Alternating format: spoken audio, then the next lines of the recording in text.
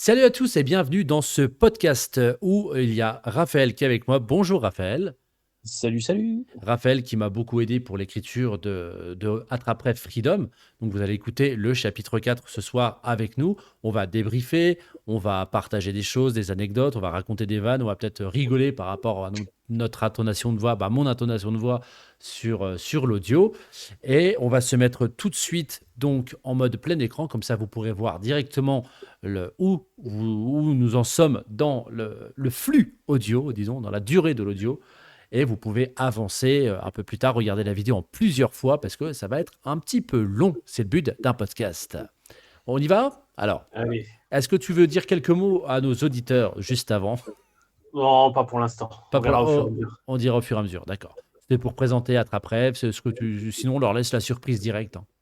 Oui, tout à fait. Ok, bah écoute, je te laisse gérer le bouton play du coup, Allez, et c'est je vais mettre parti. ça là en bas. C'est bon pour Voilà. toi? Ouais, c'est bon pour moi. C'est parti. Sac à dos sur l'épaule, valise à la main, Léo échangea à un guichet 2 000 € contre de la monnaie canadienne, soit près de 3 000 $. Tandis qu'il se dirigeait vers le terminal 2E, après 1h30 d'attente dans le terminal, il sursauta à l'appel de son nom. Léo, Léo. Cette voix lui était familière. Quand il se retourna, le cœur battant, il aperçut Camille qui courait vers lui, tout en pressant un point de côté, apparemment douloureux. Dieu merci, tu es encore là. Camille? De toute évidence, il ne s'attendait pas à la voir ici. Je t'ai envoyé un mail pour te dire que je passerai chez toi. Mais Petit m'a dit de venir directement à l'aéroport. Il m'a demandé de te remettre ceci. Elle lui tendit une enveloppe Kraft tout en reprenant son souffle. Interdit, Léo prit le pli et le décacheta pour y découvrir un passeport avec sa photographie. Tout y était, nom, prénom, nationalité, date de naissance, ainsi qu'une date de délivrance remontant de 7 jours, accompagnée de quelques justificatifs d'immigration, un certificat d'acceptation du Québec et un permis de travail. Ça, c'est de l'organisation. C'est de l'organisation et il faut savoir que pour pouvoir aller au Québec, il te faut une bonne autorisation, enfin un bon cachet, quoi, un bon truc. Tu peux pas arriver là-bas en mode tiens, Montrer je pas de m'installe. blanche, quoi, en Voilà, gros. c'est ça. Si tu es touriste, bah, tu vois que tu es en vacances dans tel hôtel, machin, ça passe. Tu vas voir de la famille, il faut que tu dises que tu vas voir de la famille. Mais si tu vas au Québec pour t'installer, il faut que tu puisses apporter quelque chose au pays. Donc, il y a une certificat de travail pour lui dire je vais exercer tel métier, donc ça passe. Mais sinon, ouais, tu rentres pas au Québec comme ça s'il n'y a pas une justification derrière. Ouais, c'est logique en soi, hein. Oui, oui, et puis c'est de la sécurité après, hein. Tout à fait. Il avait du mal à croire à l'authenticité des documents. Faire un passeport prend généralement entre 1 et 3 mois. Comment? Alors, juste pour info, pour les auditeurs qui n'ont pas écouté les autres chapitres, Léo avait un passeport qui était périmé et son passeport devait lui être remis, mais sous 10 jours. Mais sachant qu'il a dû aller au Québec en précipitation, son nouveau passeport, il ne l'avait pas encore. On comprend que Petit a fait jouer un peu ses relations, quoi. Exactement, je ne le dis pas clairement, mais dans d'autres tomes, Ouais. on apercevra un autre visage du docteur Petit qui, lui, a des relations. Il a le bras long, quoi, disons. Il a certains Ouais. contacts qui Pour un mec peuvent. qui s'appelle Petit, c'est paradoxal, d'ailleurs. C'est tout à fait exprès. Il reste petit dans son coin. Il ne parle pas trop de ses relations, mais après, on ne sait pas si le passeport il est vrai ou faux. Ah, nous verrons, nous verrons. Comment le docteur Petit avait-il fait pour en avoir un aussi rapidement? Il est sans doute factice, se dit Léo en gardant ses pensées pour lui. Et les papiers d'immigration? Certainement de même facture, bien que plus difficiles à obtenir.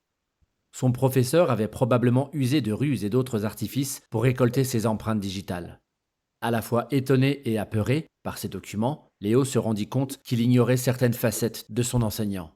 Et aussi, je voudrais te parler, poursuivit Camille d'une voix timorée. Il la fixait sans comprendre, d'un air inexpressif. Tu veux bien que je t'accompagne? Reprit-elle. Oui, si ça te fait plaisir, acquiesça simplement Léo, sans ajouter d'autres mots. L'étudiante replaça une mèche de cheveux derrière son oreille et esquissa un sourire. Ils se dirigèrent en silence vers la porte L, où une hôtesse, grande et souriante, accueillait les passagers. Tu voulais me parler? Oui, répondit Camille en baissant la tête. L'immense horloge numérique du hall indiquait 10h05. Je dois y aller, l'avion va décoller, dit Léo, sans qu'il puisse faire quoi que ce soit, Camille le prit dans ses bras et étouffa un sanglot. Les membres raides, Léo ne sut réagir convenablement à cet élan de tendresse. Il faut rappeler que Léo a, je ne le dis pas clairement, c'est un hypersensible avec un TSA, donc quand il y a un gros élan de tendresse qui lui arrive comme ça, euh, il, il- il y a des fois aucune réaction. Il y a pas, tu vas lui caresser les cheveux, tu vas prendre dans ses bras. Non, les bras vont rester raides. Il est vraiment, qu'on va dire, très très surpris dans ce qui lui arrive et ça va bloquer toute émotion pendant quelques temps. Ouais, ouais. Comment on appelle ça? C'est de la sidération, presque. Ouais, c'est ça, c'est de la sidération. J'avais un mot, mais je ne l'ai plus. Ça, c'est très bête, hein, j'ai sur le bout de la langue. C'est quoi le mot? C'est pas état de choc. Non, c'est pas état de choc. Euh, Surprise, sidération. Ouais, c'est un synonyme de ça et on le voit souvent dans les incises, dans les romans. Ouais. Ça me reviendra, ça me reviendra. Maladroitement, il lui tapota le dos. Camille resserra son étreinte pendant un moment, comme pour marquer l'instant dans sa mémoire. Monsieur, il faut embarquer? L'avion va décoller, annonça l'hôtesse d'un ton bienveillant. Camille retira ses bras et le regarda droit dans les yeux, malgré ses larmes. Je te souhaite un bon voyage, soupira-t-elle d'une voix enrouée. Ah, l'amour. Ah. Merci. Après quelques secondes face à face, Camille l'embrassa avant de s'enfuir dans la foule compacte. Léo la fixait sans comprendre ce qu'il venait de se passer. Il lui semblait remarquer qu'elle essuyait de nouvelles larmes avant de disparaître au loin. Monsieur? Oui, pardon. Encore sous le choc de cette dernière rencontre, il en oublia qu'il avait un faux passeport. Il le tendit à l'hôtesse, ainsi que son téléphone ouvert sur le billet dématérialisé. Elle analysa les documents avec attention.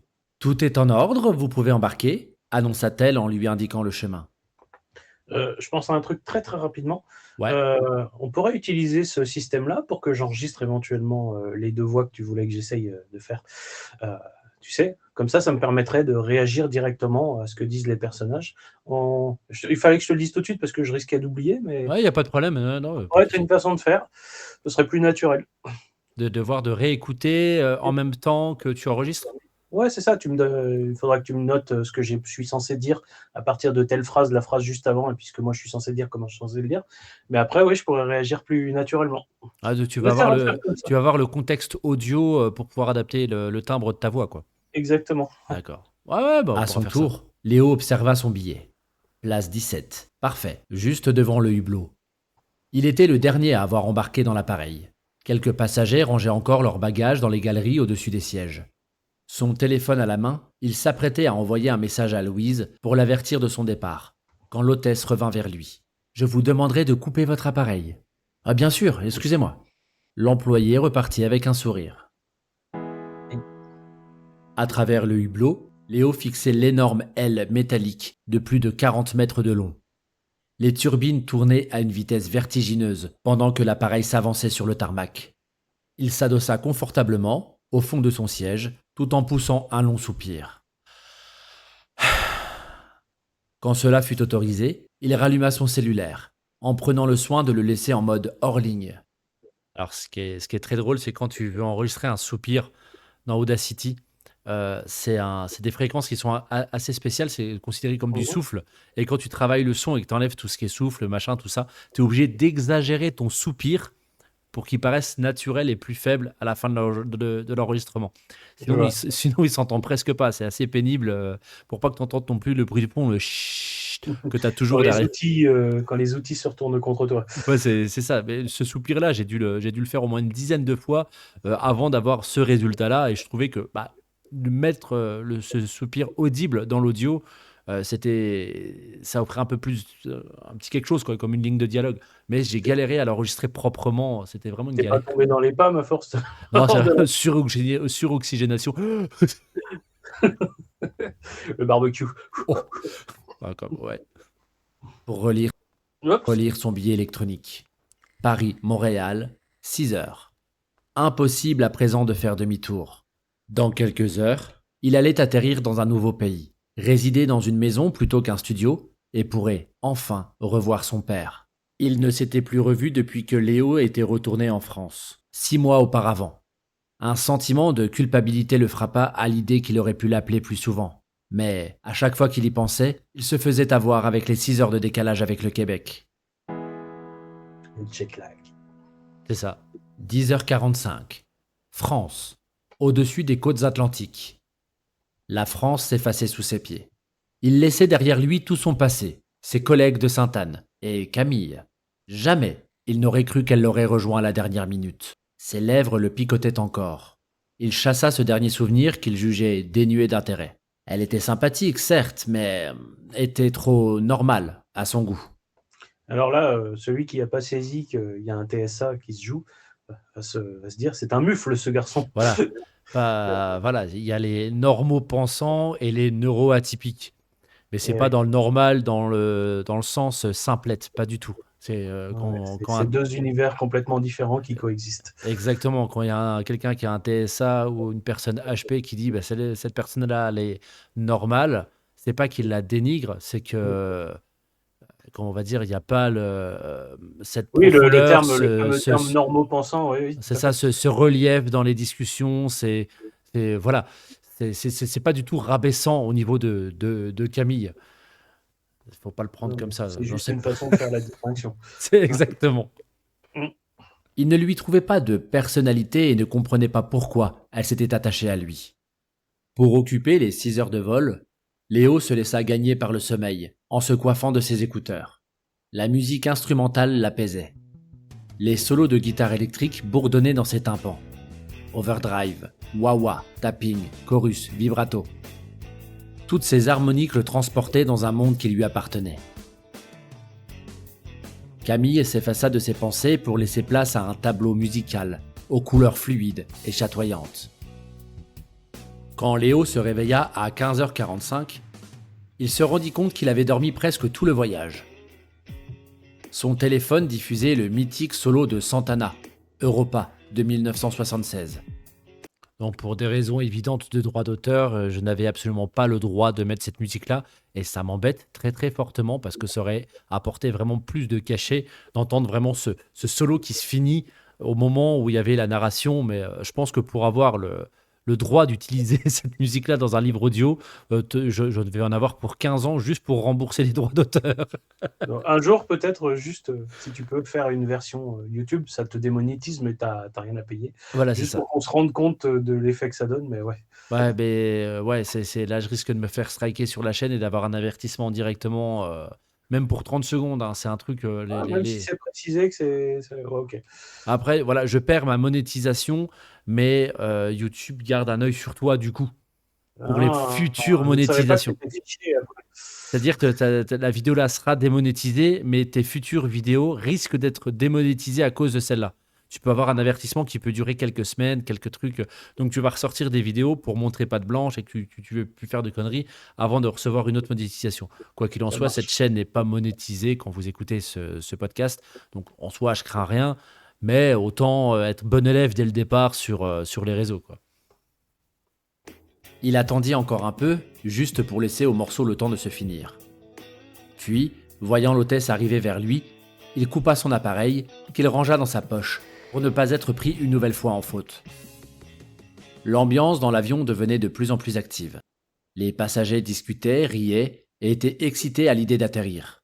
La plupart d'entre eux étaient des touristes. Il y avait aussi des hommes d'affaires et des passagers qui semblaient, comme Léo, un peu paumés. Voilà, très typique du TSA, tu sais pas ce que tu fous là, quoi. Quand t'es dans l'avion, t'es tout seul, t'es machin, t'es un peu perdu. Bah voilà le trait, on le dit pas clairement qu'il a ce TSA, ça fait pas, sinon ça gâche un peu la description du personnage. Mais au fur et à mesure, des petits détails par-ci, par-là dans la narration. Oui, tout à fait. De toute façon, les TSA, on en croise tous les jours sans savoir qu'ils le sont. Hein. Exactement. Puis plus ils sont adultes, Ouais, plus ils puis sont toi, âgés, plus il y a cette couche de caméléon qui ils s'infiltrent partout. Tu les vois même pas, Il quoi. n'y a pas de post-it où c'est écrit sur ton front, mais par contre, si tu as une vision un peu subtile des choses, tu peux t'en rendre compte. Ça me fait penser, j'ai vu un t-shirt tout à l'heure, je me suis dit, tiens, c'est marrant, c'est j'ai un TDAH et oh, pardon, un écureuil. Voilà. Ça m'a fait, parce que le TDAH et TSA sont assez liés en soi. C'est pas obligatoire que les deux imbriqués ensemble, mais ce sont deux mondes où la Non, mais frontière ce est quand sont même deux très compagnons rapprochée. qui traînent souvent ensemble. C'est ça, c'est deux grands copains, hein, le TDAH et le TSA. À l'horizon se dessinaient les gratte-ciel et les tracés urbains de Montréal. Une fraîcheur géographique revigorante face à la grisaille de Paris. La pilote, parmi les 300 pilotes féminins d'Air France, avait manié son engin avec une telle douceur que les passagers n'avaient pas ressenti la perte d'altitude. Voilà, En elle gros, tu dis scotcha les qu'elle a roues sur le manié. tarmac. Ouais. On va y arriver. En gros, tu dis qu'elle a manié avec douceur le manche, quoi. Voilà, ouais, mais en fait, je voulais pas mettre que le pilote avait manié son engin, tu vois. Tout de Puis suite. voilà, c'était aussi pour faire un clin d'œil à la jante féminine, bien pour démontrer qu'il n'existe pas de métier d'homme et de métier de femme, et que des pilotes féminins, ça existe, bien que rare, mais ça existe tout de même. Donc Je voilà. crois qu'aujourd'hui, tous les métiers ont leur pendant féminin. Bah oui, et puis heureusement, parce que bah, aujourd'hui, on voit des mécaniciennes, on voit des femmes qui conduisent des camions, je ne sais plus le nom du métier là, on voit des nounous hommes, voilà quoi, c'est vraiment génial. Au moins, on casse le truc. Il serait temps. En effet. Et comme à l'accoutumée, les voyageurs applaudirent. Merci. 10h32, heure du Québec, Montréal. Après que Léo eut récupéré sa valise, ses pas l'emmenèrent vers les portiques de sécurité. Un passage obligé avant de découvrir Montréal. Il se délesta de tous ses appareils métalliques et électroniques et passa sous l'arche. Pas d'alarme. Poliment, il tendit le contenu de son enveloppe craft au contrôleur. Wendake ? Oui, monsieur. L'homme haussa les sourcils en le dévisageant d'un air suspect. Vous êtes ici pour créer et vendre des attrape-rêves. Léo déglutit. Il n'avait pas pris le soin de lire les documents que lui avait remis Camille. Une goutte de sueur froide ruissela le long de son échine. Oui, monsieur. Il n'y a pas meilleur endroit pour exercer ce type d'activité. Je fais une petite pause là parce que le Québec, le Canada, est le pays originaire, d'après mes recherches, des attrape-rêves. On dit souvent que les attrape-rêves sont indiens, on voit souvent des Indiens dessus avec des loups, tout ça, mais en fait non, c'est amérindien. Et amérindien, avec la frontière de indien, c'est tout fin hein, comme confusion. Les Yukons, je crois, c'était le Les nom de la Hurons, tribu. Les Hurons, ouais, c'est ça. les Hurons, donc les Le Yukon, attrape-rêves, ça doit être un lieu, ouais. voilà, ça vient des Hurons du Canada. Les attrape-rêves sont originaires de là-bas. Après, si on pousse vraiment loin le truc, peut-être que ça remonte d'ailleurs, mais d'après mes recherches, c'est pas indien, c'est amérindien, et bien avant que les attrape-rêves ont atterri aux Indes et qu'il y ait cette confusion loup-indien. Si vous aimez d'ailleurs les légendes amérindiennes, vous devriez pouvoir vous trouver un certain plaisir dans la lecture de cette saga. Ah, merci pour la pub. Tenta-t-il en prenant un air le plus naturel possible. Le gardien scruta attentivement son passeport avant de le tendre à son collègue, qui l'analysa à son tour. Léo commençait à sentir ses jambes se dérober. « Faites pas cette tête-là, monsieur Wendake, bienvenue au pays !» Léo récupéra ses documents d'une main tremblotante et salua les agents de sécurité. « Pfiou, je l'ai échappé belle !» pensa-t-il en soupirant. Ce qui est marrant, c'est que pour la petite anecdote aussi, les aéroports ne font pas partie d'un État. Oui, C'est-à-dire que tu es en dehors des frontières. l'aéroport, c'est un bâtiment physique qui est physiquement en dehors des frontières. Tu es dans un pays, mais tu pas dans la frontière. C'est ça qui est assez rigolo. Il y a un film avec Tom Hanks qui le démontre assez bien d'ailleurs. Ouais, il est très drôle ce film d'ailleurs. Le mec, il va essayer de récupérer les chariots abandonnés pour le mettre dans la machine, récupérer les Bah pièces. ouais, parce qu'il faut qu'il survive, il est coincé entre deux pays. Il peut pas prendre l'avion, mais il peut pas sortir de l'aéroport. Et tant qu'il est dans l'aéroport, en soi, il peut même pas se faire arrêter parce qu'il est en Et des dehors des absurdités frontières. comme ça. Il y a pas de juridiction propre dans les aéroports. T'as un tueur. Bah, après, il fait une connerie, il va se faire arrêter. Mais vu qu'il est dans un pays qui n'existe pas, dans l'aéroport. Et d'ailleurs, il me semble que dans les aéroports, tu peux encore acheter j'allais dire en tutti frutti, en duty free. C'est quoi ça exactement? Bah, tu sais, c'est les achats non taxés. Ah Duty oui. free. Ah oui, Duty, d'accord. Ouais. c'est les taxes et free, c'est En libre, quoi. tutti frutti, oui. Tutti frutti, ouais. Ah, je relance. Ok. Ah. On va y arriver. Ne nous battons pas. Louise n'avait rien avalé ce matin-là, même pas un café, uniquement 2 cachets pour tenter d'estomper son stress. Comme convenu, Emma l'avait emmenée à l'aéroport. Plus elle se rapprochait du bâtiment, plus elle craignait que Léo lui pose un lapin. Emma, quant à elle, restait souriante et confiante tout le long du voyage. « T'es bien muette », lui dit-elle amusée.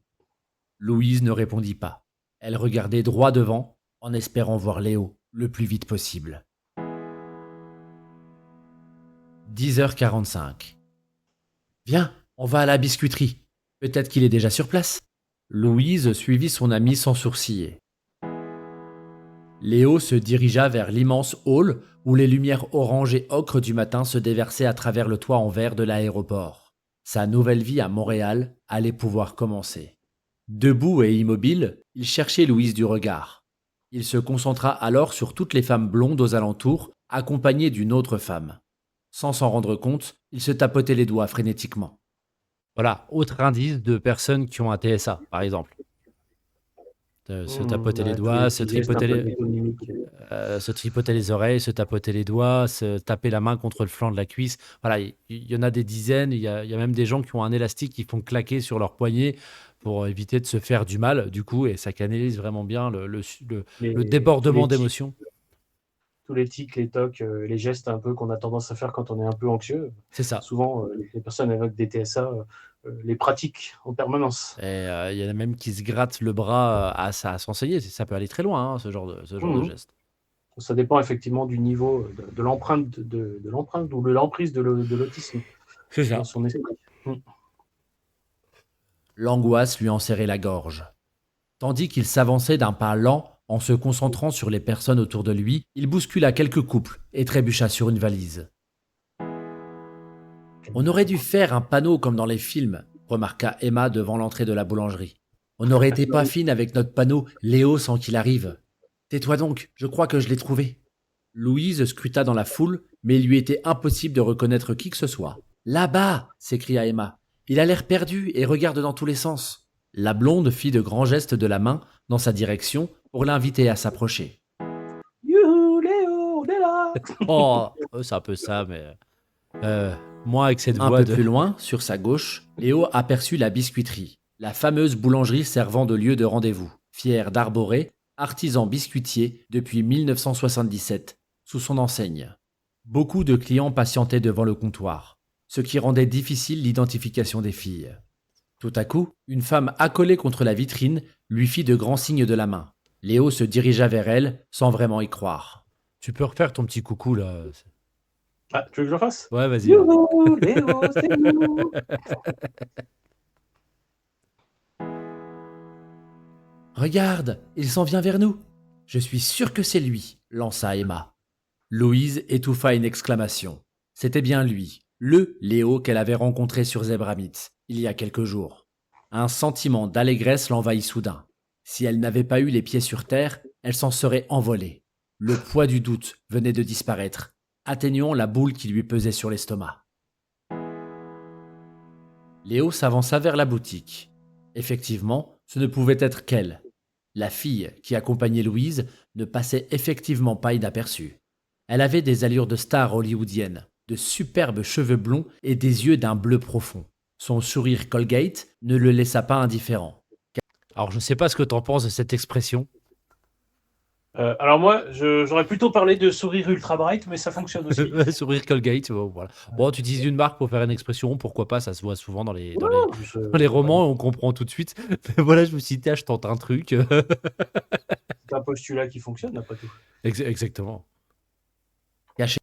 Ah, on va y aller. Derrière son épaule, Louise le fixait sans cligner des yeux, tel un chat à l'affût. « Tu dois être Léo ?» demanda la blonde. « Tout juste. Et la demoiselle qui se cache derrière toi, c'est bien Louise ?»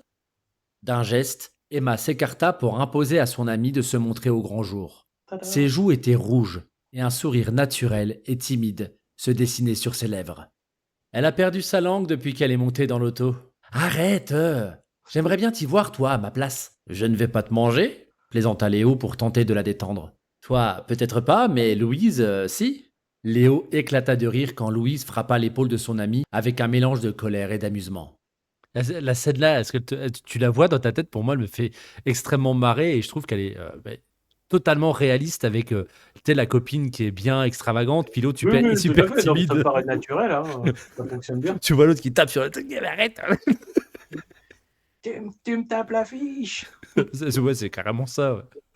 Allez, venez, on va se manger des cookies, proposa Louise, maintenant que son estomac apaisé réclamait quelques réconforts. Les cookies de Louise. Ah, en Bonne fait, idée. Tu aimes les cookies, Léo? je savais pas si je devais dire cookies ou cookies, en vrai. Dans Alors le... là, pour le coup, je pense que chacun dit comme il a envie. Parce que c'est allé, on va se manger des cookies, et après je dis, tu aimes les cookies, Léo. En fait, ça faisait, tu aimes les cookies, Léo. Ça faisait un peu bizarre, donc en fait, j'ai utilisé les deux. Bon, après, je pense pas que ça soit hyper gênant dans la production finale, mais voilà, j'ai cafouillé. Des fois, il y a le S, des fois, il y est pas. Voilà. Ma foi, c'est pas très grave. Non, non, non, non. Il acquiesça d'un signe de tête. Visiblement, Louise avait retrouvé le sens de la parole. Bonjour, je vais vous prendre un sachet de double chocolat, s'il vous plaît, demanda-t-elle à la vendeuse en replaçant ses cheveux derrière son oreille. Et pour vous, monsieur demanda la commerçante à l'accent typique de Montréal. Que désirez-vous? Je vais prendre comme la demoiselle. Tous trois repartirent chacun avec un petit sac noir et rose contenant quelques biscuits semblables à des cookies géants. Pour Alors vous là, remercier. t'aurais pu faire le lapsus. Je vais prendre la demoiselle. Je veux dire comme la demoiselle. Attends, le lapsus, il va arriver bientôt. J'adore les Là, lapsus. une petite tournure de phrase au niveau d'une conjugaison. D'ailleurs, ma correctrice m'a dit c'est pas le bon temps. Ça fait un peu bizarre dit comme ça. Je dis non, non, c'est fait exprès, on va bientôt l'entendre. C'est juste, s'il y a des gens qui ont déjà mangé des doubles chocolats à la biscuiterie, si vous pouvez me confirmer. Bon, alors là, je jette un pavé à la mer. Hein. Une bouteille dans la mare. Enfin, Il faut préciser que c'est la biscuiterie, c'est une franchise qui s'appelle comme ça, c'est une franchise qui s'appelle comme ça, elle existe vraiment. J'ai fait des recherches, elle est vraiment dans le. avec un Y, je crois. Avec un Y, elle est vraiment dans l'aéroport de Montréal.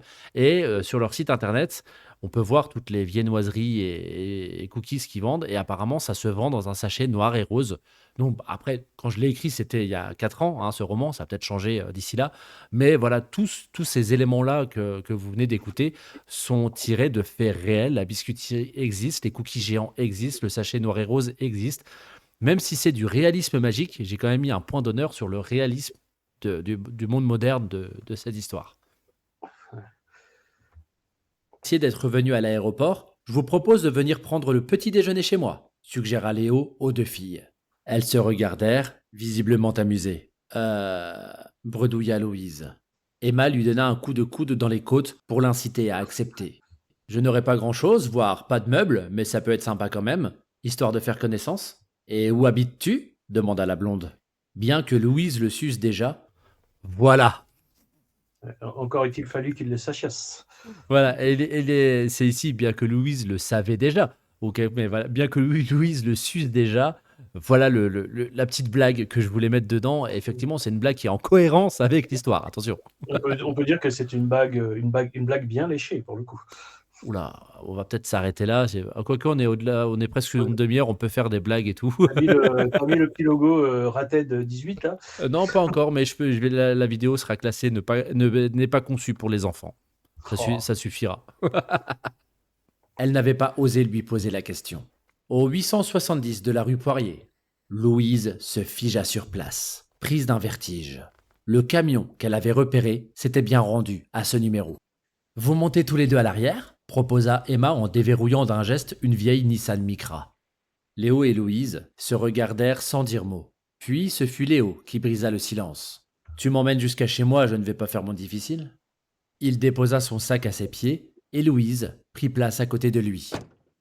Emma démarra et quitta l'aéroport d'une conduite sèche et sportive.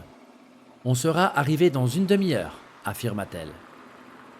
Depuis son entrée dans l'automobile, Louise avait dû replacer ses cheveux derrière son oreille une bonne quinzaine de fois. Léo avait compté sans vraiment s'en rendre compte. Encore Elle encore aussi, un signe du TSA. Il compte des choses que n'importe personne ne compte. oui, mais elle aussi, elle a un côté. Alors elle, c'est pas tant un côté TSA, mais plus un côté HP qui est un peu prédominant, C'est avec ça. une hypersensibilité évidente. C'est ça. Donc du coup, Vraiment, ils étaient faits pour se retrouver, quoi, pour se rencontrer en tout cas. C'est marrant parce que quand ma correctrice, elle a vu replacer une mèche de cheveux derrière son oreille, j'utilise plusieurs fois, c'est le trait de personnalité de Louise. À un moment donné, elle me laisse un commentaire sur le Google Docs, elle me dit: «Je vais lui couper sa mèche de cheveux, j'en ai marre». Bon, est-ce que je l'ai trop utilisé ou pas? Mais voilà, elle le voyait dans sa tête. Mais c'est vrai que Louise remet toujours les cheveux derrière son oreille. Et dans un instant, on va savoir pourquoi. Grâce à Léo et ses cours de psychologie. À chaque fois qu'elle faisait ce geste, il souriait. En effet, il avait appris lors de ses cours de psychologie: lorsqu'une femme coince systématiquement une de ses mèches derrière les oreilles, elle met inconsciemment son visage en valeur. L'objectif est de se sentir mieux en libérant la face des petites mèches folles. Elle essaye avant tout de se plaire à elle-même. Il l'avait démasqué, mais le garda pour lui. À cette pensée, il sentit de nouveau ses lèvres picoter malgré lui, sans pour autant penser à Camille. Vous êtes bien silencieux derrière, et je vous verrai dans le rétro si vous vous embrassez. Léo éclata de rire pendant que Louise s'empourprait. La copine bien relou, tu sais. Ouais. Je l'adore. Ouais, non, mais elle est, en plus, Emma, elle est super attachante, mais elle t'envoie des fois des pics, des trucs. Mais j'adore sa personnalité. C'est assez simple, en fait, de créer ça, parce qu'on connaît tous quelqu'un qui est un peu extravagant, un peu comme ça, et qui t'envoie des petites blagues, des petits trucs, pour se moquer, mais même sans vouloir mettre mal à l'aise. Tu vois, Ça fonctionne bien en général. ça fonctionne très bien, surtout dans ce cadre-là. En analysant Emma, il comprit qu'elle était célibataire. Pour Louise, la question ne se posait même pas. Cette information était évidente. Nous voici arrivés devant le 870, annonça Emma en arrêtant le véhicule dans l'allée menant au garage, dans un crissement de pneus. Léo piocha dans sa poche la petite clé métallique qu'il avait pris soin de garder avec lui et, en un tour dans la serrure, il ouvrit la porte. « Je suis désolé, mais je ne vais pas pouvoir rester, » dit Emma avec un sourire malicieux. Oh la coquine. Attends. Louise la fusilla du regard. Elle savait que son amie pouvait se tenir à ses côtés. Elle partait uniquement pour la laisser seule avec lui. Ah, toujours, hein, tu vois, là, c'est une chipie cette Emma, ça. Hein. Tout à fait, tout à fait. C'est dommage, j'aurais voulu te remercier en grignotant quelques cookies, dit Léo un peu déçu en tournant son regard vers Louise. Il craignait qu'elle aussi se dérobe. Tu connais la route, Lou, tu me raconteras, ajouta la blonde en disparaissant dans son auto. Léo et Louise observaient en silence la voiture s'évaporer au bout de la rue. La maison se révéla plus grande qu'ils ne l'avaient imaginé. Elle comprenait une cuisine ouverte sur un grand séjour, 2 chambres mitoyennes et une salle de bain à double vasque. Une table ronde, un canapé, une table basse et un meuble pouvant accueillir une télévision étaient déjà sur place. « C'est sympa chez toi », affirma Louise. « Comment se fait-il que tu aies une maison ici, à Montréal ?» Elle reconnut immédiatement le canapé et la bibliothèque que les 2 hommes avaient apporté l'avant-veille. Eh oui, quand elle faisait l'espionne. Quand elle faisait l'espionne dans le chapitre d'avant, le podcast n'a pas eu lieu à cause de réglages d'OBS. Je m'en veux encore, hein, parce que franchement, on a balancé des bonnes vannes. Et là, on est un peu plus sage sur celui-là quand même. Ce soir, on est gentil. On est gentil, on est plus sage. On a juste dit qu'elle était chippie, on a frôlé on a fait quelques bagues qui frôlent. On a frôlé la succion. Voilà, c'est quoi le mot? Je cherche beaucoup mes mots ce soir. Frôler le suggestif. Cette maison est dans ma famille depuis très longtemps. En vérité, elle appartenait à mon père, expliqua Léo en déposant sa sacoche sur la table de la cuisine. Il emmena sa valise dans la plus grande des chambres et fut ravi qu'un lit et une armoire soient déjà sur place. « Tu veux que je t'aide à ranger ?» proposa-t-elle. « Si tu veux, ça ira plus vite à 2, » répondit Léo avec un sourire. Il ouvrit sa malle sur le lit et y déversa son sac de couchage, ses classeurs et son réveil. Louise rangea les habits propres dans l'armoire pendant que Léo établissait un tas au sol avec ses vêtements sales. Elle va quand même pas s'occuper de son linge sale non plus, hein? Ouais, ce que j'allais dire. Attends, il avait une malle? Oui, il avait une valise, oui. Ouais, non, c'est parce que tu as dit une malle. Okay. Une valise, une malle, c'est pour les répétitions, le synonyme? Ouais, j'ai compris. Non, c'est juste parce que je voyais pas. Je pensais pas qu'on pouvait utiliser malle en synonyme de valise. Ok. D'accord. Ça marche. Une fois les effets aménagés, ils retournèrent dans la cuisine. En s'installant à la table, Louise remarqua qu'un livre avait glissé de la sacoche de Léo. « Votre première attrape-rêve » s'intéressa-t-elle en prenant l'ouvrage entre ses mains. « Qu'est-ce que c'est ?»« Oh, c'est un cadeau d'un de mes professeurs. » Elle examina la couverture de l'ouvrage d'un air curieux, pendant que Léo ouvrait tous les meubles de la cuisine, à la recherche d'une cafetière. Ça marche vraiment tout ça? Je ne sais pas. En tout cas, celui qui l'a écrit devait assurément y croire. Pas de café, zut. Au niveau des intonations du dialogue, tu trouves que c'est naturel ou... Alors, c'est pas toujours évident parce qu'il y a Ouais. aussi un côté un peu des personnages de la façon dont ils sont transcrits, machin, tout ça. Mais ouais, ça passe, ça Ça, fonctionne. c'est vraiment un jeu d'acteur que j'essaie de travailler. Bon, je suis pas acteur professionnel, mais Ouais. on peut quand même essayer de se mettre en situation en visualisant la cuisine dans la tête, en imaginant la personne à côté de toi. Limite, tu tournes la tête. Bon, après, avec le micro, c'est délicat, mais tu peux tourner la tête en imaginant parler vraiment à quelqu'un. Ça aide beaucoup. C'est comme du théâtre, en fait. Non, mais ça ne me semble pas caricatural. C'est Ouais, ça qui est voilà, important. c'est ça que j'avais peur de tomber dans ce piège euh, un peu trop de dialogue style récité. Tu vois ce que je veux dire? Ouais. Au fait, on ne tiendra pas l'objectif de minuit, hein. Non, non, non, il est raté, il est minuit 02, mais on est presque à la fin, il reste moins de 10 minutes. Ouais. C'est pas mal. Tout est relatif, comme dirait Einstein. Exactement. Louise reposa le carnet et observa autour d'elle, comme pour mémoriser les lieux. En arrêtant son regard sur l'entrée donnant sur la cuisine, elle remarqua une enveloppe abandonnée au sol. Tu as du courrier, regarde. Léo se saisit du pli et examina son contenu. Mon cher Léo, je suis très heureux que tu sois bien arrivé à Montréal. J'ai pris la liberté de meubler ta nouvelle maison. J'espère que tu t'y plairas. Tu trouveras à la cave quelques cartons contenant de la vaisselle et des petites affaires que ta mère avait laissées pour toi. J'espère te voir bientôt. Papa. Tu viens? Demanda Léo. J'ai des affaires au sous-sol. En ouvrant une porte sur sa gauche, Alors, premier rendez-vous, et il l'emmène direct au sous-sol, hein. J'allais mettre pause pour le dire. C'est intéressant, hein. Bah, elle lui a des proposé de ranger les escaliers. affaires, alors forcément, il l'emmène au sous-sol pour récupérer Ouais, d'autres ouais. affaires. Non, mais Hein. c'est un des aspects du TSA justement qui est intéressant, qui fait que Il- comme on n'a pas forcément les conventions sociales, il c'est- arrive parfois qu'on fasse des propositions un peu qui peuvent sembler un peu hasardeuses. Voilà, tu as rendez-vous dans telle rue. Ouais, mais c'est une rue sombre. Bah, je sais pas, c'est à 50 mètres de chez moi, je m'en fous, quoi. Voilà, on n'imagine pas la peur, le truc, les codes sociaux, justement, comme tu disais. Dans la Ouais, cave, ouais. c'est tout à fait. Mais il va se passer des choses à la cave. Mmh. Étroits et sombres, se déversaient sous leurs pieds. Le Français s'aida du flash de son téléphone pour dénicher un interrupteur sur le mur de pierre brute. En un instant, une lumière jaune et poussiéreuse éclaira la cave. De nombreuses étagères métalliques longeaient les murs jusqu'au plafond. Elles étaient pleines à craquer d'objets hétéroclites. Nintendo 64, caisse en carton, livres décrépits, un vélo rouillé, une télévision, des cassettes vidéo. Sur le rayonnage du fond, Léo fut heureux de redécouvrir ses affaires d'adolescent. D'un bout à l'autre était rangée toute sa collection de films de Walt Disney, cassettes, DVD et Blu-ray. 246 boîtes côte à côte formaient un trésor inestimable, commençant par le cultissime Voyage autour du monde, sorti en 1931, et se terminant par Réponse de 2010.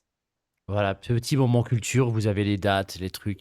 J'aime bien rajouter ce genre de petits détails dans les livres. Faut pas trop en abuser, par contre, pour éviter que ça soit trop lourd. Mais de temps en temps, ouais, je trouve que ça donne un petit côté. Tu t'échappes un peu de l'histoire pour apprendre quelque chose. Eh oui, c'est immersif aussi. Ça fait partie de l'immersion, tout à fait. Louise était subjuguée, envahie par la féerie qui émanait de cette filmothèque. Jamais elle n'aurait imaginé que Léo donnait autant d'importance à une collection comme celle-ci. Tout à coup, un cri perçant fendit le silence. Louise hurla en attrapant la main de Léo, qui sursauta aussitôt. Une souris blanche galopait sur le sol pour aller se cacher dans une fente dans le mur opposé. Louise retira aussitôt sa main. Gênée, elle replaça une mèche derrière son oreille et détourna la tête. Je suis confuse, pardonne-moi. Ce n'est rien, la rassura Léo. Chacun ses peurs. Elle se sentit rougir tout en fixant Léo, concentré à faire l'inventaire des lieux. Aucune réaction se questionna la jeune femme, qui ne vit pas de signe de gêne de la part de Léo. Il brisait toutes ses croyances. Depuis qu'elle était adolescente, bon nombre de garçons lui faisaient déjà la cour. Elle était donc habituée à des sourires et à des rapprochements tactiles de ses courtisans. Mais avec Léo, c'était différent. Encore un autre trait du TSA, bah, t'as peur, tu m'as pris la main, c'est normal. Il n'y a pas de sous-entendu de un homme, une femme se prennent la main, il y a quelque chose. Non, pour lui, bah écoute, tu m'as attrapé la main, tu avais besoin de quelque chose. C'est normal pour. Voilà. Ouais, il y a beaucoup de gens qui considéreraient cela comme une forme de candeur ou de naïveté. Alors qu'en fait, c'est Non, juste. il lui a apporté son aide et il l'a pas chassé. D'ailleurs, je ne te chasse pas. Ça fait partie de leur code ensemble. On est différents, mais je ne te chasserai pas. C'est vraiment pour se rassurer entre eux. Et tu vas voir la réaction de Léo. Là, c'est chacun ses peurs, toi. Mais au fond de lui, il y a quand même plusieurs émotions qui sont assez importantes, voire en ébullition.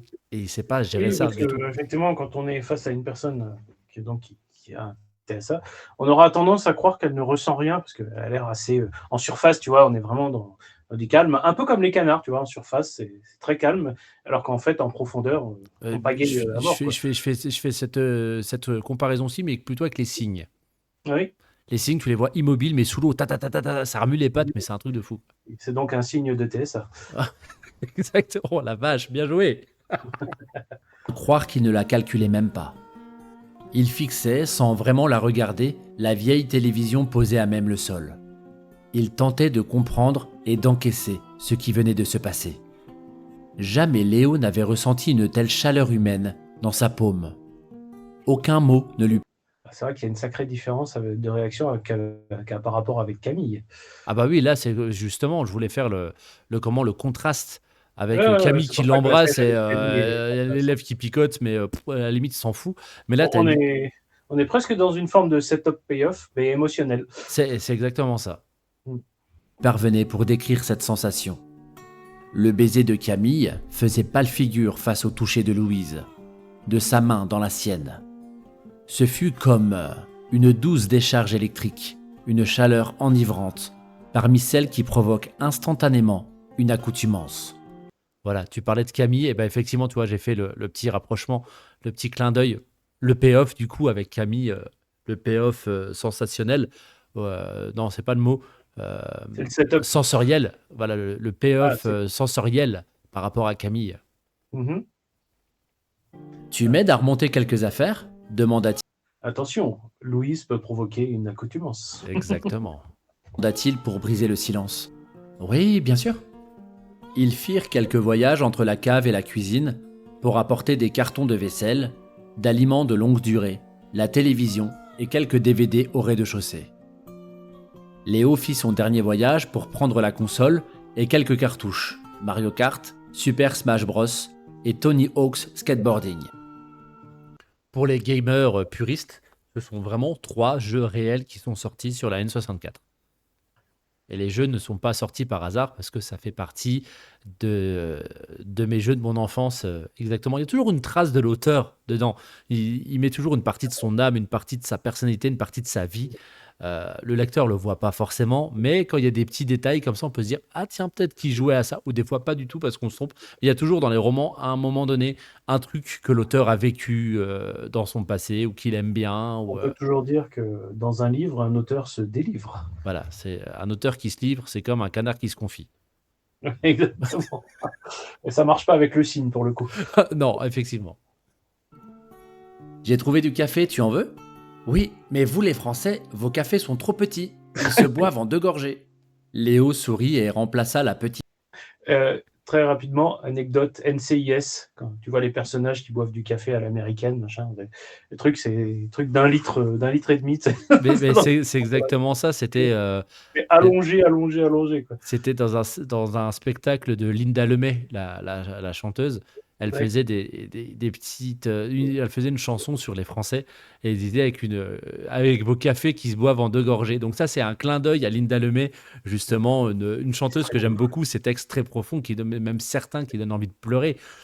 C'est un bébé café. Ouais, c'est un bébé café, c'est un baby ristretto.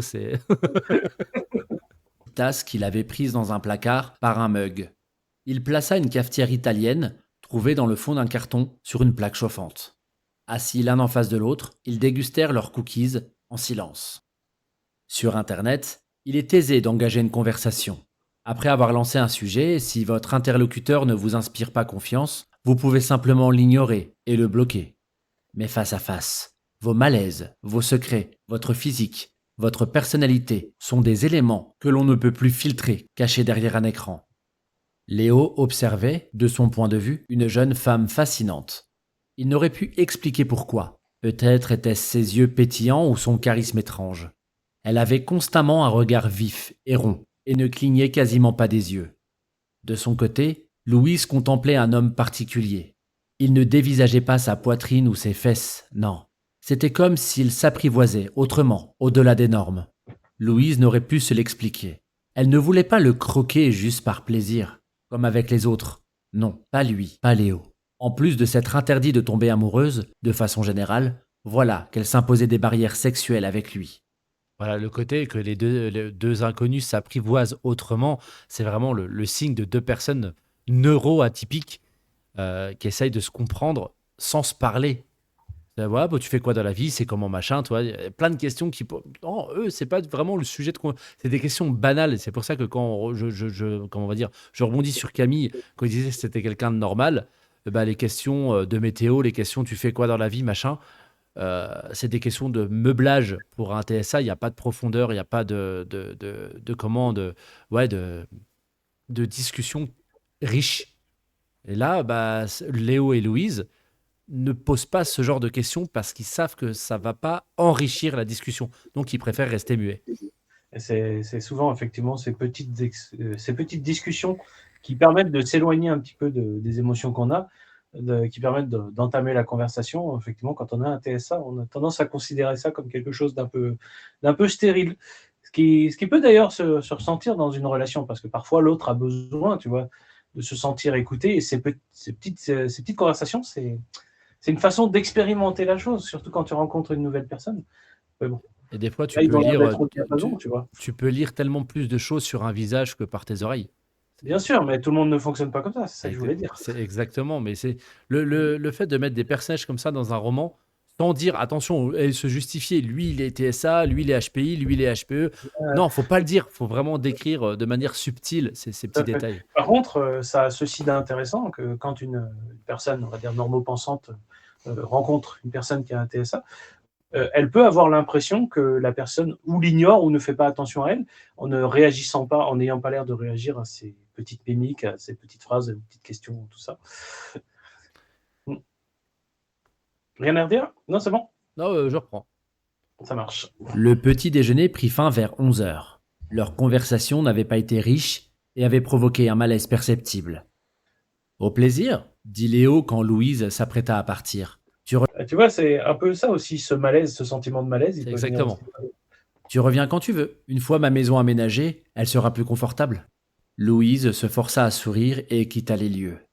Léo se rendit compte qu'il n'avait pas rallumé son téléphone depuis la sortie de l'avion. Monsieur Petit lui avait demandé de le prévenir. Il saisit l'appareil et le remit sous tension. Impossible de recevoir ni d'envoyer le moindre message. Son smartphone refusait de se reconnecter au réseau. Léo était indéniablement injoignable. À l'époque où la technologie fait partie intégrante de nos vies, une préoccupation intense nous habite, quand nos terminaux connectés ne le sont plus. Léo engouffra rapidement une boîte de raviolis, puis se rendit en ville. Encore des raviolis. Et il aime ça, manifestement. Il adore les raviolis, Léo, c'est un truc. Mais c'est pareil, c'est Le repas du célibataire, par définition. c'est des raviolis, tu fous ça dans cette creuse, tu mets ça au micro-ondes si t'as pas envie, si t'as pas de gaz ou de casserole, tu mets un peu de gruyère dessus si tu veux ornementer ça. Un peu de beurre sur le pain pour manger avec. Et pour Voilà, saucer. et puis voilà, mais c'est pas le genre de personne qui va prendre 45 minutes pour manger, tu vois, manger en 5 minutes, c'est objectif atteint, je me suis nourri ce midi, tout va bien. Voilà, Je me suis sustenté. je suis sustenté, repas frugal, hop, c'est bon. Nouvelle angoisse. Où se trouvait la boutique de téléphonie la plus proche? Sans savoir quelle direction prendre, il emprunta la rue Poirier en scrutant chaque devanture. Après 10 minutes de marche, Léo remarqua une enseigne aux lettres rouges. Chez Mamaz, une pizzeria qui proposait la vente en livraison jusqu'à minuit. Il nota l'adresse dans un coin de sa tête. Setup. Un peu plus loin, un dépanneur en tout genre se tenait à côté d'un toiletteur. Toujours pas de boutique de téléphonie. Léo continua sa marche en gardant espoir. Environ 700 mètres plus loin, d'autres vitrines. Une boulangerie, un autre dépanneur, une boucherie, un informaticien, une nouvelle pizzeria, une épicerie. Et plus rien. Alors, cette description, cette rue, elle existe vraiment avec tous les magasins qui sont dedans. Voilà. À quel point je pousse mes recherches, je me suis mis en Street View sur tu te mets Maps. un point d'honneur à ce Parce que si le lecteur décidait d'aller se rendre sur les lieux, il puisse retrouver quasiment tout ce que tu donnes dans ta description. C'est exactement ça. D'ailleurs, j'ai eu un Québécois, on avait fait une interview une fois pour présenter mon roman. Il m'a dit, mais t'es déjà venu au Québec? Je lui dis pas du tout. Il me dit, bah, en lisant ça, j'ai vraiment cru que tu connaissais Montréal. Je lui dis, non, non, c'est juste Street View en 3D, machin, dans Maps. Et j'ai fait mes descriptions. Il me dit, bah, chapeau, parce que vraiment, j'ai vraiment cru que tu connaissais les lieux vraiment par cœur, quoi. Et ça Je fait pas. suis allé me balader. C'est un quartier de Montréal. En plus, il me disait, il y a souvent des romans où ça se passe à Montréal, mais dans des quartiers très connus. Et ce quartier-là, il me dit, mais moi, je le connaissais pas. J'ai regardé sur Maps et ça fait plaisir de voir qu'il y a des romans qui se passent donc à Montréal, mais dans des quartiers qui ne connaissaient pas, qui ne sont complètement inconnus. Ça sort des clichés du Canada, Québec, Montréal. Comme New York, Boston, bah, tout se passe ici, mais t'as pas le petit village, le petit truc, le petit quartier que personne ne connaît dedans, quoi. Soudain, une nouvelle perspective se présenta à lui lorsqu'il aperçut d'autres magasins. Encore un faux espoir. Décidément, il n'y avait pas moyen d'acheter une nouvelle carte SIM dans les environs. En arrivant au bout de la rue Poirier, un immense boulevard lui coupait la route. Il regarda des deux côtés sans savoir quelle direction choisir. Il prit à droite. Magasin de vitamines, sandwicherie, restaurant. Ce fut après 3 longues minutes qu'il la vit enfin. L'enseigne tant espérée depuis plus de 30 minutes. Le magasin semblait immense. Coiffé d'une devanture rouge et tapissée de vitres, l'enseigne Rogers Planète Mobile scintilla devant ses yeux, tel un trésor. Il traversa les 6 voies du boulevard en provoquant quelques concerts de klaxons. Encore un truc que les passages piétons. Moi, je veux aller là, je vais là, quoi. Tu sais comment ça s'appelle, ça? C'est les lignes de désir. C'est On exactement. on peut les voir se dessiner dans les endroits où il y a de l'herbe et où on a fait des chemins tout tracés, mais les gens ne les suivent jamais, ils traversent directement dans l'herbe. Et du coup, bah, comme tout le monde le fait, au bout d'un moment, ça fait une ligne, ça Alors, dessine pour une ligne. l'astuce pour connaître les lignes de désir sans faire de travaux et de retravaux, je sais plus c'est dans quelle ville, ils avaient fait un parc, ils n'avaient pas fait les chemins Ils n'avaient pas fait les prévus. tracés, ouais. Ils n'avaient pas fait les tracés, ils avaient attendu l'hiver que la neige tombe. Mhm. Et avec les traces de pas dans la neige, ils ont donc calculé les lignes de désir et ils les ont mis sur un plan. Et quand ils ont pu faire les travaux, ils ont fait exactement les chemins des lignes de désir tracées dans la neige. Donc Je c'est crois les, qu'il y a une université au Québec aussi qui a fonctionné comme ça, qui a fait ça. c'est vraiment génial ce genre de truc. Mais les lignes de désir, on les fait. Celui qui dit, bah, je connais pas le théorème de Pythagore, bah, quand il coupe là, un trottoir pour prendre l'hypoténuse, il sait très bien que l'hypoténuse est plus courte que les deux côtés additionnés. Ouais. Finalement, c'est une autre façon de prendre la tangente, quoi. Exactement. Bien joué. À l'intérieur, de nombreux présentoirs d'un blanc laqué exposaient les derniers modèles de smartphones et tablettes du moment. Un vendeur s'approcha et Léo exposa son problème. Après 45 minutes de marchandage, il repartit de la boutique avec un nouveau cellulaire, un forfait illimité et une box internet pour sa maison. Sa nouvelle carte SIM était maintenant insérée, le routeur connecté à la prise téléphonique. Il avait même branché sa console de jeu sur sa télévision. En attendant la mise en fonction de ses services, Léo se laissa tomber sur le canapé, en feuilletant le livre de son professeur. L'introduction de l'ouvrage usait de mots mystérieux, à consonance ésotérique. Ondes mystiques, vibrations, captations, pulsations, frémissements. Le premier chapitre était consacré à l'authentification des attrape-rêves. D'après le livre, les attrape-rêves mystiques sont reconnaissables par leurs plumes autour de l'arceau, à contrario de ceux dits classiques qui n'en ont pas. Le second chapitre donnait des conseils primaires sur les meilleurs éléments de fabrication. Dans un encadré était noté « Surtout pas de plastique ». Plus le bois de l'arceau est léger, comme le sapin ou le peuplier, plus l'attrape-rêve est réceptif. Le plastique, c'est pas fantastique. Pas Au dans tous les contraire, cas. plus le bois est dense, plus la puissance d'émission de l'objet devient performante. Après quelques minutes de lecture, aussi absurde qu'intéressante, son nouveau téléphone reçut un SMS, notifiant la bonne mise en service du réseau ainsi qu'un mail. Le cœur battant, Léo ouvrit le courrier de son professeur. Et alors, ce qui est bien, c'est que tu as fait un tutoriel didactique sur comment ouvrir sa nouvelle ligne de téléphone. Ouais, voilà, chapitre terminé. Bon, il est un petit peu moins intense que l'autre, mais on a beaucoup d'informations sur les deux personnages, comment ils s'appréhendent, comment ils font connaissance. Qu'est-ce que tu en penses de Léo et de Louise? Alors, il faut que tu reformules ta question. Tu veux que je la formule comment? Bah, qu'est-ce que tu en penses? C'est un peu vaste pour moi. Ah, d'accord. Je sais pas trop quoi répondre. Bah, c'est pas grave, hein, mais quel est ton ressenti Mon ressenti, ben, bon, bien sûr, il y a le côté émotionnel, hein, qui est assez omniprésent. Alors bon, tout le monde a des émotions, ressent des trucs, machin, tout ça. Et ce qui est intéressant, c'est ils ont déjà un fonctionnement qui est déjà plus ou moins au diapason. C'est d'ailleurs pas pour rien, probablement, qu'ils sont matchés ensemble. Et s'il y a des choses qu'on ressent parfois en se connectant à l'autre, leur connexion semble assez naturelle. Alors après, il faut voir comment tout ça va évoluer. Mais c'est le genre de couple où on se dit assez rapidement, ouais, ils sont faits pour se retrouver. Mais Ouais. avec Louise qui s'était interdit de tomber amoureuse et qui s'est mis des barrières sexuelles avec lui. Ah Alors, s'interdire de tomber amoureux, j'aime beaucoup cette idée. Alors pour, S'interdire d'admirer le ciel, s'interdire alors de ressentir de froid. pour la petite explication dans les 5 minutes qui nous restent, Ouais. Louise est une personne libertine et pour pouvoir garder cette liberté qu'elle chérit tant, elle s'est, elle s'est découverte cette liberté-là pour ne pas sombrer psychologiquement. Elle refuse de tomber amoureuse et du coup perdre cette liberté-là. Parce que des libertins, ça court pas les rues. Et elle a de grandes chances, on va dire peut-être 99% de chances de tomber sur une autre personne qui ne le soit pas libertine. Donc bah, elle se refuse de tomber amoureuse pour garder cette liberté qui la maintient dans son bonheur et dans cette vie qu'elle s'est créée de toutes pièces. Même si tout cela semble plus ou moins illusoire.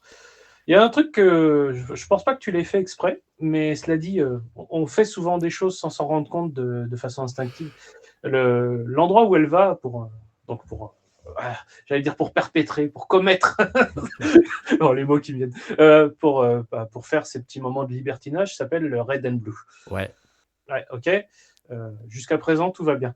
Pour les personnes qui sont hypersensibles et pour les TSA, il y a une couleur qui symbolise un petit peu l'osmose. C'est souvent la couleur mauve-violette, enfin, tu vois, dans ces tons-là. Donc, d'une certaine façon, on peut considérer que si le red and blue, c'est plutôt pour le côté, ben, on va dire, le petit plaisir du moment, le côté violet vient s'inscrire dans quelque chose d'un peu plus durable. Et il s'avère que bah, Léon, c'est son violet. Et le violet, c'est aussi justement la couleur qu'on obtient en mélangeant le rouge et le bleu. Alors, Voilà. ma signification à moi des deux couleurs, disons que le bleu, dans le terme psychologique du terme, c'est vraiment la couleur de la confiance. Donc, Ouais, la confiance, la justice, parce que il supporte très très mal l'injustice, justement, et le côté rouge. Le rouge est une couleur quand même très dynamique, très vibrante, qui représente souvent le danger ou et l'amour. Donc les sentiments et les émotions. Donc, il y en a quelqu'un qui va être très mécanique d'un côté, très logique, et de l'autre côté, une personne très sentimentale et émotionnelle. Bien que Léo, lui aussi, soit très émotionnel, mais il n'arrive pas à traduire ses émotions comme il le voudrait. Et c'est vrai que le mélange des deux, le Red and Blue, l'endroit, le club échangiste, le club libertin où Louise a été, Léo bleu, Louise rouge, et ça fait ensemble leur violet à eux, et puis, effectivement. bah, du coup, effectivement, si tu vois ça comme un lieu où tu peux être un peu dichotomique, on peut considérer que le Léon, c'est un petit peu la complémentarité. Si on voit ça Ouais, du c'est point de vue de un la composition. mélange de deux univers. On le verra d'ailleurs dans un chapitre qui s'appelle Aussi fragile qu'une bulle, un chapitre que j'adore. Ça doit être le chapitre 8 ou 9. Mais pour l'heure, on va s'arrêter là pour cette vidéo. Et j'aimerais bien qu'on fasse le chapitre 7 en vidéo. Bon, le prochain, on le fera pas. On débriefera ensemble pour voir ce qu'il y a à corriger. Mais le chapitre 7, c'est vraiment le chapitre que je voudrais partager aux auditeurs dans un autre podcast. Bonne soirée. Bonne soirée à tous, merci de m'avoir suivi. Pensez à partager, à vous abonner, regardez la vidéo plusieurs fois. Bon, on arrive à la fin, vous êtes déjà à la fin. Et je vous dis salut, ciao.